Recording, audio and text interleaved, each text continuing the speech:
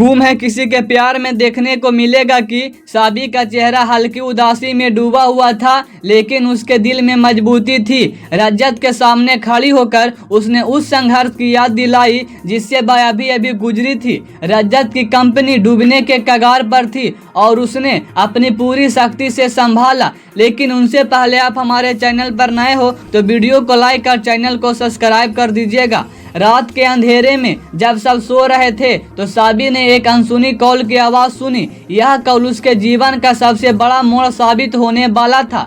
रजत की कंपनी पर एक बड़ा संकट आया था। बैंक का ऑडिट, करोड़ों की देनदारी और संभावित नुकसान। साबी के पास बहुत समय नहीं था, लेकिन उसकी तेज बुद्धि और हिम्मत ने उसे आगे बढ़ने का रास्ता दिखाया। अगली सुबह रजत को एहसास हुआ कि साबी ने उसके कंपनी को बचा लिया है। वह नजरें नहीं मिला पा रहा था। पूरे परिवार के सामने उसने साबी का आभार जताया, लेकिन क्या साबी केवल उसका सम्मान चाहती थी या कुछ और? यह सवाल दर्शकों के मन में गहराई से गूंज रहा था। उसी बीच भाग्यश्री, जो हमेशा साबी की परछाई में खड़ी रहती थी, उसकी असली चिंता सामने लाई। वह जानती थी कि साबी एक दिन उसे छोड़कर चली जाएगी। क्या वह कभी मां बन पाएगी? भाग्यश्री की यह बात सुनकर साबी के दिल में दर्द हुआ। कांच के गिलास से पानी छलकता हुआ उसके हाथ से गिर गया, जैसे उसकी दुनिया बिखर रही हो। भाग्यश्री ने उसे समझाने की कोशिश की, लेकिन साबी के आंसू उसकी खामोशी की गवाही दे रही थी। जब साबी ने खुद को संभालते हुए रजत का सामना किया,